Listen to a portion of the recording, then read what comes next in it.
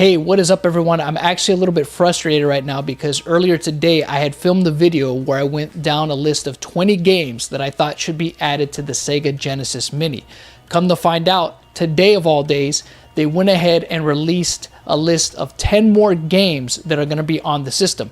Now the good thing is that a good portion of these games that they just added onto the list are games that I wanted to see on the list. But let's just go ahead and go over the list, and I guess what I'll do is I'll go ahead and mention 10 more games that I think that they should add on. So let's go ahead and see what they added on today.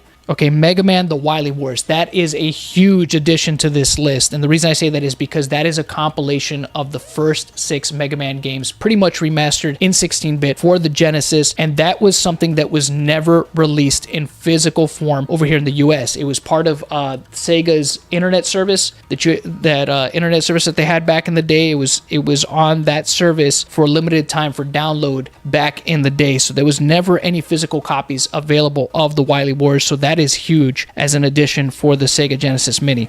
Street Fighter 2 Special Champion Edition, no surprise, I knew there was going to be at least one Street Fighter game on here, whether it was going to be Super Street Fighter 2 or this one. I probably would have gone with Super Street Fighter 2, but I understand why they chose Special Champion Edition. It's all good. Sonic Spinball, no surprise, this is one that I could have seen on the list. I wouldn't have put it on there, but it's a good game. It's a good game, and it's a Sega property, so of course, why not go ahead and put it on there? Phantasy Star 4. Now, this is one that I wanted to see on here. Any of the Phantasy Star games that came out for the Sega Genesis would have been more than worthy of being on there. But Phantasy Star by far, I should say, is the best choice because, in my opinion, it is the best one for the Sega Genesis. Beyond Oasis, this was another game that was a part of the list that I had made. Definitely belongs on here. Now, if y'all remember back in the day, Secret of Mana, this was basically the equivalent to Secret of Mana on the Sega Genesis. It's an action RPG, but I would say it's a little bit more versatile than that. You can do jumping attacks and all sorts of things.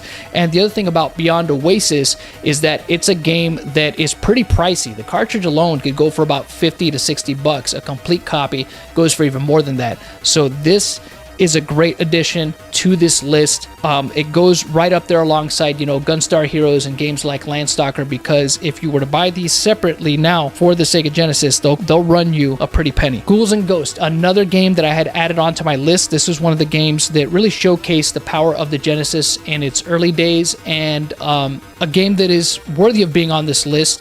difficult as all get out, because anybody that has played any of the Ghouls and Ghosts or Ghosts and Goblins, you all know these games are really difficult, but they're a lot of fun. They're a lot of fun, and this is one that contributed, I would say, to the early success of the Genesis back in the day and showcased its capabilities in its early days. Alex Kidd in the Enchanted Castle. If you guys remember, Alex Kidd was basically Sega's mascot before Sonic was back in the day. And of course, Alex Kidd had a history with Sega because, of course, Alex Kidd became famous on the Sega Master System. So an Alex Kidd game on here is absolutely not something that I would say is unexpected. I would have expected to see this game on here for sure. Golden Axe, you got to have at least one of the Golden Axe games on here. 2, I think, is the better game, but Golden Axe 1, I'm okay with this being on here because it's just as memorable, just as much fun to play, in my opinion, as Golden Axe 2. So no surprise seeing this one on here. Who doesn't love a good old beat 'em up with magic and being able to ride mythical creatures to attack for you? Golden Axe, no surprise being on this list. Vector Man, another one that was on my list as well. And this is one that came out later on in the lifespan of the Sega Genesis, but really showcased really nice graphics on the system, showcased that the system was still very much capable of producing really visually nice and appealing games on the system. So this is one that, again, I also saw potentially being on this list. I was pretty sure it was going to be on the Sega Genesis Mini. Wonder Boy and Monster World, another game that I would have pegged to be on this system. As you all know, Wonder Boy has a long-standing history as well with Sega, going as far back as the Sega Master System as well. So I'm not surprised to see this one on here either. And there it is. That is the list of the next 10 games. And man, Sega, I am very impressed. Mega Man The Wily Wars was one I absolutely did not expect to be on there. And it is a smart move on Sega's part to put a game like that on there that they never released a physical copy for over here in the US. Very smart move. And just with that alone, that is 6 additional games right there that they're adding on top of the overall 40 that they're going to have be on this system. That's genius, I think, on Sega's part. So they're doing a fantastic job. I'm already sold on the system. I'm absolutely going to buy one, no matter, regardless of what the last 10 games are on this system. They could be like garbage games, which I don't think they will be, because it seems to me like they are very much in tune with what fans want to see on the system, and they're being considered, I think, as well, because there's games on this list so far that, again, are games that are pricey. Just if you were to buy the cartridge alone for some of these games, some of these cost like 50 or 60 bucks, maybe even more, for just the cartridges of some of these games that are going to be a part of this, and they're games that are beloved among Sega Genesis fans. So they're doing a fantastic job being aware of what fans want to see on the system, in my opinion. So what are the last 10 games going to be, though? That's what everybody is asking. So because I worked on a list beforehand, I don't want it to go to waste. So what I did was I went ahead and trimmed it back down. Obviously, I took out the ones that they've already announced for the system here as of today. So let's go ahead down that list, and you guys could let me know in the comment section below afterwards if you guys agree with it, or what do you guys think should be the last 10 games that Sega should add to the Genesis Mini. Okay, so let's go ahead and start off here. This is one that I mentioned in my last video, and that is Rocket Knight Adventures, a platforming game, of course, that is innovative and unique and a whole lot of fun. Now, this is a game that really stood out back in the day when it came out, because everybody and their mother was trying to make a game with some kind of animal mascot. And I would say at one point in time, there was a good saturation of them out there, but this is one that managed to stand out for its gameplay, and of course it was exclusively on the Sega Genesis, so why not add it to the Sega Genesis Mini? That is Rocket Knight Adventures. Okay, next up is Herzog's Why. Now, this is a game that I would say also contributed to the early success of the Sega Genesis, also showed its capabilities on the system, but not just that, it was a whole heck of a lot of fun, and the music was fantastic on this game. A real-time strategy game that a lot of people have fond memories of, myself included.